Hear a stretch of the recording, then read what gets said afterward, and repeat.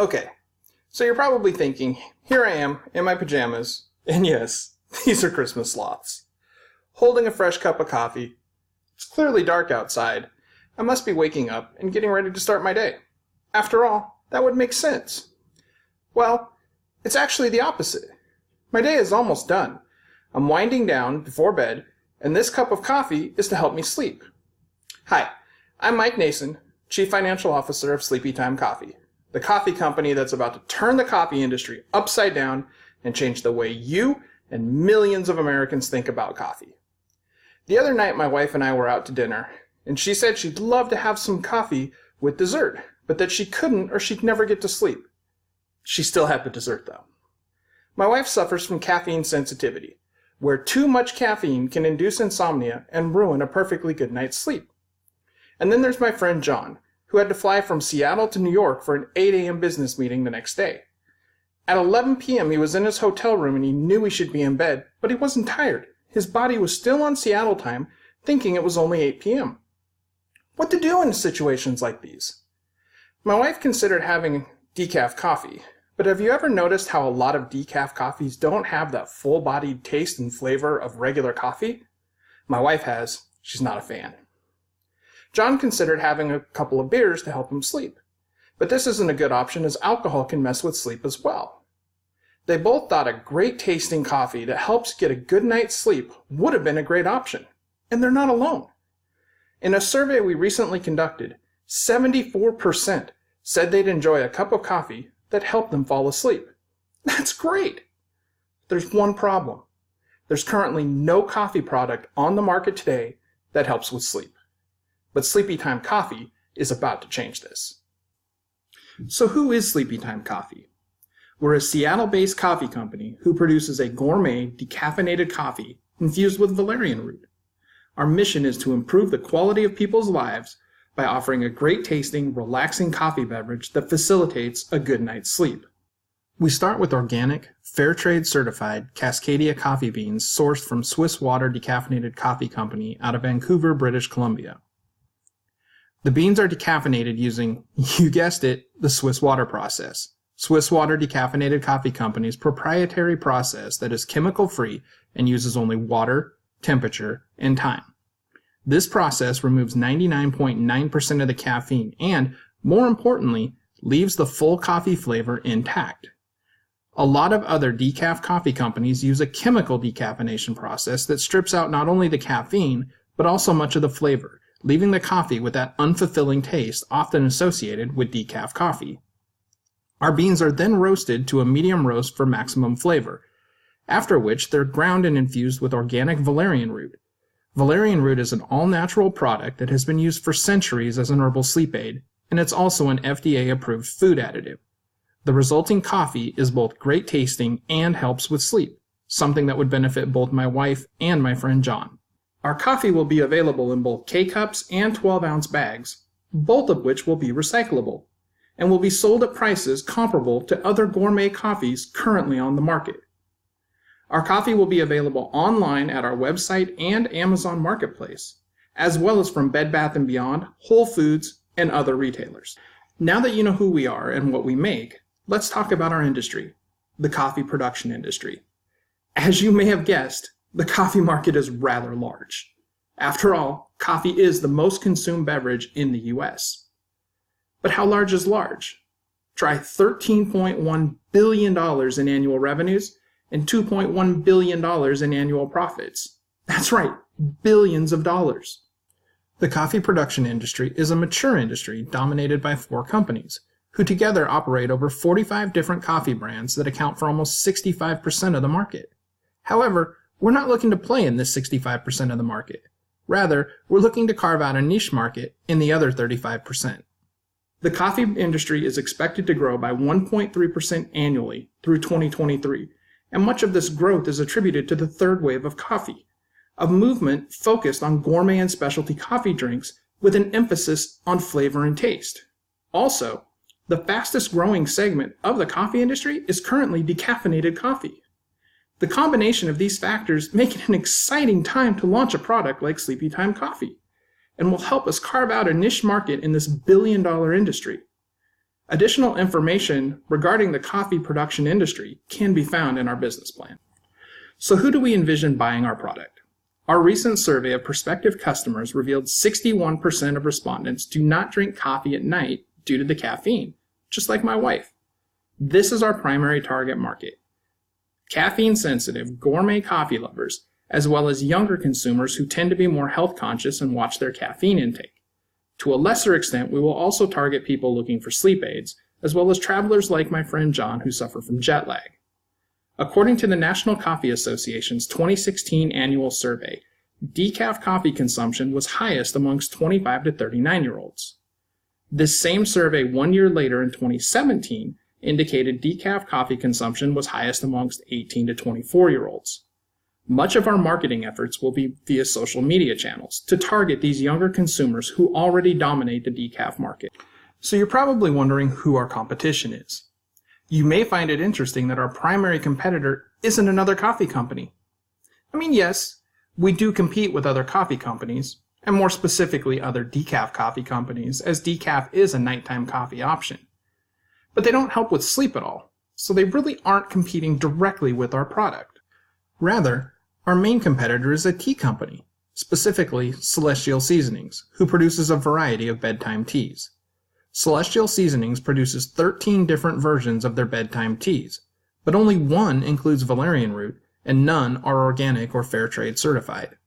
We don't believe other coffee companies will enter our niche market, at least not immediately, due to the challenge of re-educating consumers that coffee can be a nighttime beverage, which is something we'll discuss in further detail in just a minute. Likewise, we don't believe Celestial Seasonings will attempt to cross over into the coffee market to compete with us, as coffee is not their specialty. As I just mentioned, there is obviously one very large challenge inherent with our product. No one currently uses, or has ever used for that matter, coffee as a nighttime beverage to help facilitate sleep. In fact, this runs contrary to how coffee has been used throughout history. That said, we are confident this can be overcome through an aggressive consumer re-education campaign, and we have dedicated a substantial marketing budget for this purpose. Additionally, now more than ever, coffee is being consumed at all hours of the day, so the movement away from coffee as a morning beverage has already begun. This is important because it means the concept of drinking coffee at night, or at least later in the day, won't be completely foreign to a lot of consumers. As there are no other coffee companies offering a similar product in the market today, when we successfully demonstrate that coffee can also be a nighttime beverage, and we will be successful in this endeavor, we'll garner the brand recognition that comes with being first to market. This first to market status can be beneficial in another way as well. One risk is that our business model, which outsources virtually all aspects of production, could be copied by other companies to create a competing product. We have chosen to outsource production to avoid the large capital outlays for sourcing and production that create a high barrier for entry into the coffee production industry, as well as to ensure our costs scale with our sales. By being first to market and establishing a dominant market position in our niche market, it makes it much harder for a similar business model to compete with our company. We've talked about a lot of the aspects of our business, but what's the bottom line? This is my favorite part because, well, I'm the CFO, and this is my bread and butter. First, let's look at a chart of the first 5 years, with net sales in blue, operating expenses in red, and net income in green. You can see the first 2 years don't look great, but during this time we're spending a lot on marketing for our consumer re-education campaign and to get the word out about our product. Also, we're not projecting to begin selling our coffee until the second quarter of 2020, while most expenses begin immediately. While years 1 and 2 don't look great, you can see the sales and net income trends over the 5 years that continue on an upward trajectory as our sales grow, and we expect these to continue beyond 2024. Looking at the actual financials, you'll note our single largest expense in any year is marketing, as we need to continually advertise our product to drive sales growth. The other large expense is salaries, which remains flat over the 5 years. This represents a $50,000 per year salary to each of the 5 co-founders, who are also projected to be the only employees of the company over this time. We all believe in this company and are investing a lot of our own time and money to make it a reality, but ultimately, we do have to live and pay bills, so a minimum salary is a necessity. You'll notice our company becomes profitable in 2022, And from a cash flow perspective, this is also the year in which our company becomes cash flow positive. At the end of the first 5 years, our company will be life-to-date profitable, with a 5-year combined operating margin of 4.5%. More detailed financial information can be found in our business plan. Now that we've discussed the financials, let's look at the milestones that will get us to these projections. Beginning in 2020, we're going to launch our aggressive consumer re-education campaign to bring awareness that coffee is now a nighttime beverage. We're also going to launch online sales through our company website and Amazon Marketplace. Online sales are very important for our cash flows, as payments for online sales are received almost immediately, whereas payments for sales to retailers have a lag of anywhere from 60 to 90 days. Online payments allow us to continue production while waiting for payments from retailers. Also in 2020, we'll establish a presence in retailers in the Western region, beginning our region-by-region product rollout. In 2021, we will continue to focus on growing online sales while also expanding our retailer presence to the Midwest. We will also begin establishing partnerships with airlines and hotel chains for them to carry our products for their guests.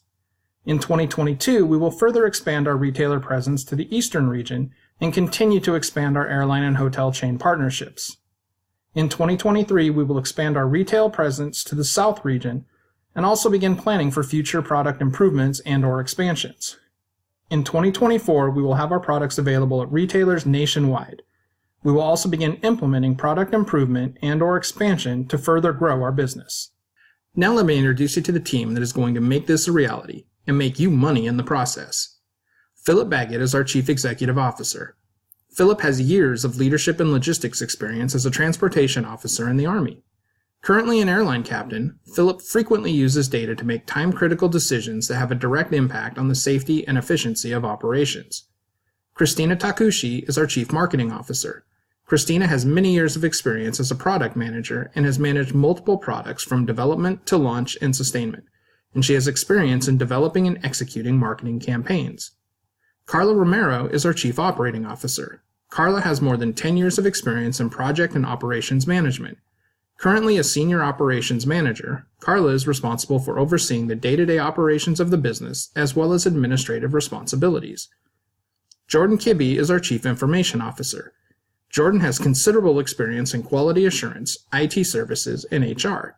She has been involved in the selection, implementation, and support of various systems ranging from IT to client data analytics and employee management. And lastly, myself, as the Chief Financial Officer. I have more than 20 years of corporate finance and accounting experience in companies with annual revenues ranging from $5 million to over $3.5 billion, and have managed all aspects of the accounting cycle. This team has all the necessary skills and experience to make Sleepy Time Coffee a huge success. Well, my friends, the time has come for the ask. What we're asking for is an equity investment of $800,000 in exchange for a 40% ownership stake in Sleepy Time Coffee. The 5 co-founders will be contributing an additional $600,000 of our own money towards Sleepy Time Coffee because we truly believe in the potential of this company. The combined $1.4 million will be sufficient to cover both the startup costs and working capital needs until the company becomes cash flow positive. The vast majority of both your and our initial investment will be used to produce inventory for sale.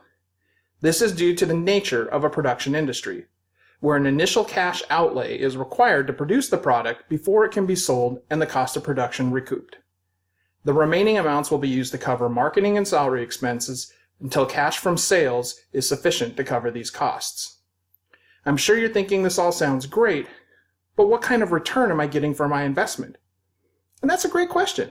As you can see from this slide, the total return over the first 5 years is 8%, which admittedly is nothing spectacular. However, for a patient investor, there is a substantial return to be had. If you recall from the graph I showed you when discussing the financials, the first 2 years reflected net losses, while the last 2 years reflected significant and growing net income. The substantial return on your investment comes in years 6 through 10, where the 5-year total return of 8% will grow to a 10-year total return of almost 140%. The 10-year return is calculated using the year 5 financial performance and carrying it forward through years 6 through 10 with no growth built in. In other words, this is a conservative estimate. We're hopeful you'll recognize this for the fantastic opportunity it is, and we'd love to do business with you. I appreciate your time, and thank you for allowing me to go through this presentation with you. I've finished my coffee, and I'm starting to feel sleepy, so it's time to say goodnight. Thank you.